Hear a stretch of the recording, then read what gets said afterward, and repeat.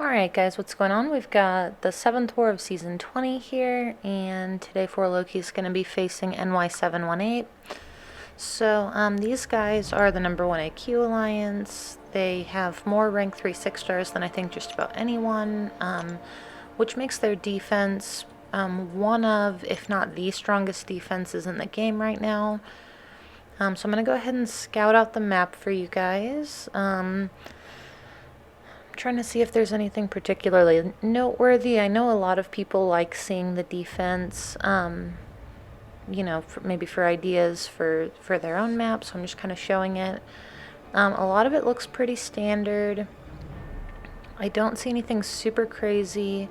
I'm going to be on Path 5 in Section 1, Path 9 in Section 2, but you can see there's a ton of rank 3 6-star defenders, including a rank 3 Sig 200 Thing Boss. So yeah, a lot of these defensive placements are solid. Some of it's pretty similar to what we do on some wars, but yeah. So I'm gonna go ahead and join here. This is going to be my most difficult war since joining for Loki, and my most expensive war probably ever. So this map was really well planned out by Taters. So TJ took the first fight on Path 5 in Section 1 because it was a Darkhawk, so he brought Medusa for that fight. So this is going to be a Nick Fury on the Ebb and Flow knockdown node and heavy hitter. So this node always gives me trouble.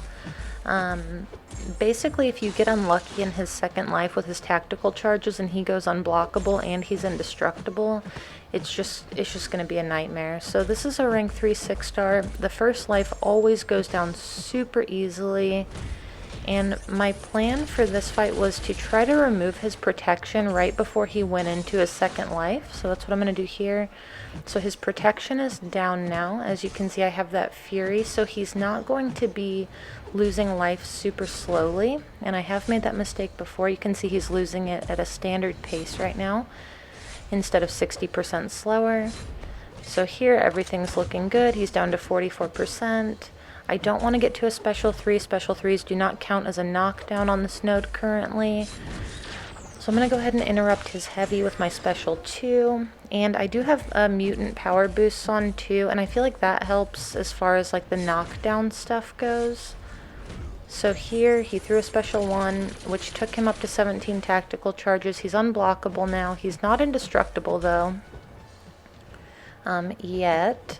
So there I went for an intercept, got intercepted myself. There, I don't know what happened. I think I probably went for another intercept, but I'm not sure. So here I'm going to go ahead and throw a special 2. That's going to push him up to 2 bars of power. He's not unblockable anymore. Gonna block this special 2 so I don't trigger the stubborn, and yeah, total nightmare as usual, but we did not die. So I didn't use 6-hour boosts at all for this war because I wanted to make sure that I didn't item out because I'm taking the boss. So I had to wait for my boost to fall off and then reboost for this fight. So this is going to be... I've taken this fight a lot. It really doesn't bother me a ton, but this korg was just not being cooperative at all. He was being really passive and just like hitting into my block a bunch, and you're gonna see I got really unlucky a couple times with him shrugging off my stun when he had 9 or sometimes even 10, I thought, spores, which like right there it happened, which should prevent him from shrugging off debuffs. So I'm really going to be relying in this fight on my special 2 to get his prowess buffs down. And it's not always going to work out. I'm going to lose a ton of health in this fight. Here he's going to throw special 1 when I was in a hard block, so that was a little bit obnoxious. And there, I started to try to go for the medium light combos, and it just didn't work out. And you can see I just paused it there for a second. He had 9 and then 10 of the of my spores on him, and he still shrugged my parry. So that was just kind of happening through the whole fight. It required me to take a lot more block damage, and yeah, so this is just not going as well as I would like it to, as well as it normally goes.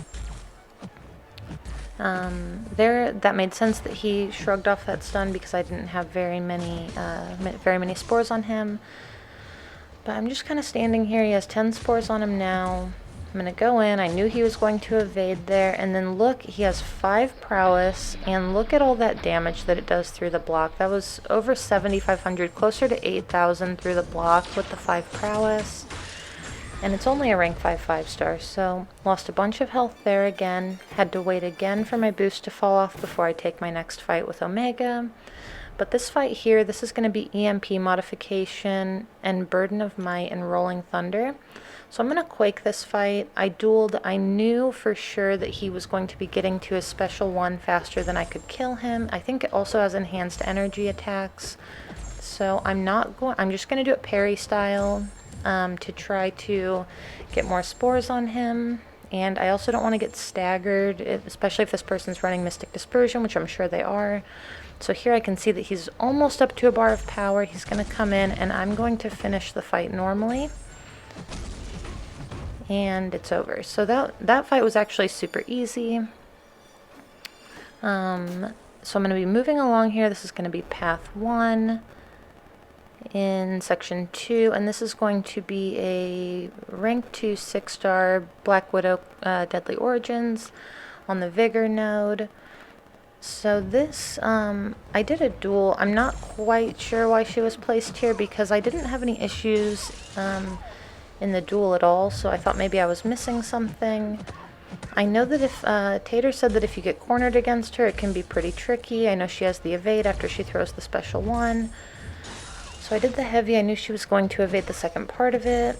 Not a big deal though, and the fight's over really, really quickly. I think it was like 10 or 15 hits. So now I'm going to be moving up to this Dr. Doom. This is going to be a rank 3 6-star Dr. Doom on Buffet. This is okay placement, especially with the Lionheart node because you can't use Void here or Captain America Infinity War, so you can't use Petrifies against him. And he is a stubborn defender. And also, anytime that a buff is nullified on you, he is going to place a shock on you. So you can't trigger the first dexterity buff against him with Quake because he will just put a shock on you and it's kind of risky. So I'm going to go in here and do this parry style, and you're going to see with how boosted I am and the fact that I'm playing parry style and I'm missing a couple parries, I am just losing so much health in this fight. I'm down to 59% here, and his block penetration is just insane. So I'm trying really hard not to use dexterity. I know that if I do, there's a good chance he's going to heal back up to full. This is my last aftershock, and we did make it out of that fight. So I was a little bit nervous about that one. I'm not the greatest at playing parry style. It is a little bit difficult for me. But yeah, so everyone cleared everything else. I'm on to the Thing boss now.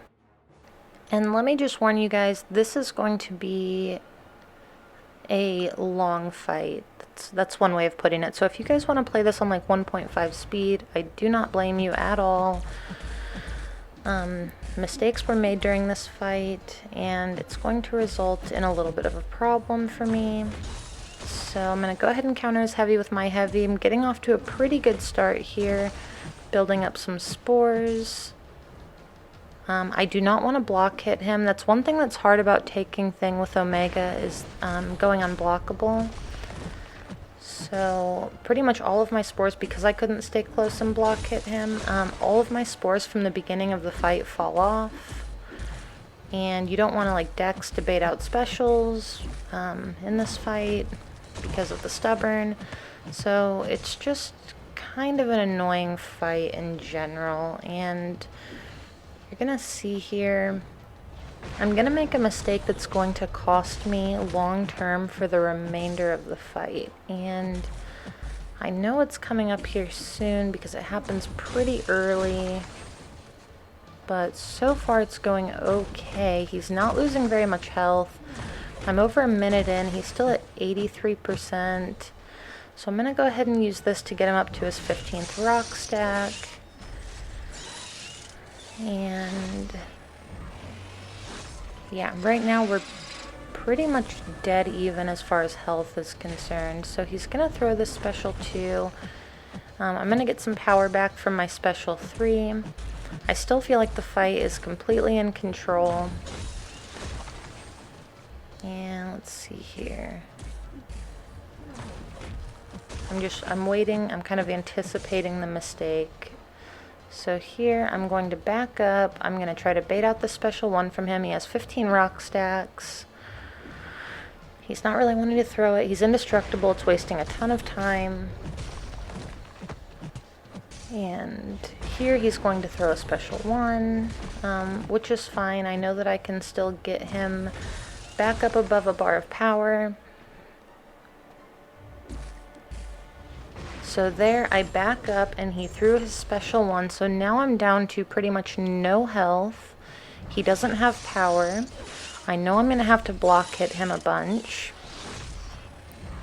And yeah, that's just like, this was a very, very, very close war. We really wanted to win this one. So you can see here, he's at 12 now. I'm going to hit him 3 times, get him up to 15. He's going to throw the special 1. But you're going to see, so from this point on, I'm at 32% because of adrenaline healing and the healing off my special 3. But for the remainder of this fight, I am just completely playing from like a scared perspective. So there I got a good intercept. I really need to be on top of my intercepts for this fight. I am just hoping that he doesn't stand there and block hit me a ton. So far he doesn't really seem to be doing that. Gonna hit him 4 times. Takes him just under 3 bars of power. Need him to throw the special 2. So I'm gonna have to take a blocked hit here. I'm gonna throw another special 3. I basically have to throw my special 3s to make sure that I stay topped up enough to take blocked hits, because if I don't do that, I'm going to run out of health. So I'm not even looking at the timer at this point. At this point, I just kind of felt like I was playing against myself. I didn't really feel like I was playing against the boss. I was just, you know, trying to get out of here. You can see he's doing a lot of blocked hits, which is fine. So I'm going to go ahead, go in here, do 3 hits. He's pretty lenient with the special 1. But you can see right now, I have 50 seconds left to finish this fight, and I just know it's not going to happen. So I'm going to go ahead and do 4 hits. I probably should have stopped with the special 3s at this point, but I did not want to get blocked hit. I wanted to do as much damage as humanly possible. I didn't want to lose my life to chip damage again. So he's going to go ahead and throw the special 2 instantaneously, which is nice. You can see I got a bunch of power back from that special 3. So now I'm just trying to bait out a heavy attack so that I can hit him. So I'm going to go ahead and do 4 hits, bait out the special 1. He threw it right away, which was nice. Didn't trigger indestructible. Gonna go for another special 3, just try to get in a tiny bit more damage before that timer ends. But yeah, this was a timeout because of the special 1 that I took in the beginning. I had to play so passively that I timed out. So that was super disappointing. You can see I took a screenshot of this. I did almost 200 hits against him, and he still had like 14 or 15% left at the end of the timeout. So a couple people offered to take it for me to finish it. I wanted to finish it because I was pretty salty about the whole thing. I felt like I absolutely, you know, if I had maybe another 45 seconds, I felt like I could have had that fight no problem. So I heal all the way back up. Gonna get that 15th rock stack on him. And then at this point, I'm gonna get pretty annoyed because he does not want to throw his special 1. And you can see that we were all the way against his wall. Now we're about to be up against my wall. He still doesn't want to throw it. And I was just, at this point, I was just frustrated. Got the dex against the wall. He's indestructible, but I don't care. I'm just going to take a blocked hit. Hit him a couple more times.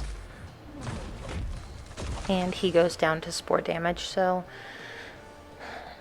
I guess timing out feels better. And here I thought I was gonna disconnect, which really would have upset me. But I guess a timeout feels better than just like a straight up death. But none of it feels good. It would have been nice to get the full attack bonus, especially on such a close war. And to compound the problem, we lost by 1 attacker bonus. So they died 7 times, we died 9 times, but they were running 148 in diversity instead of 150. So we died 2 more times than them. If I wouldn't have timed out to that thing, it would have been a tie, which still wouldn't have been great. But it's definitely disappointing. So anyway, thank you guys so much for watching, and yeah, I'll catch you guys in the next video. Thank you.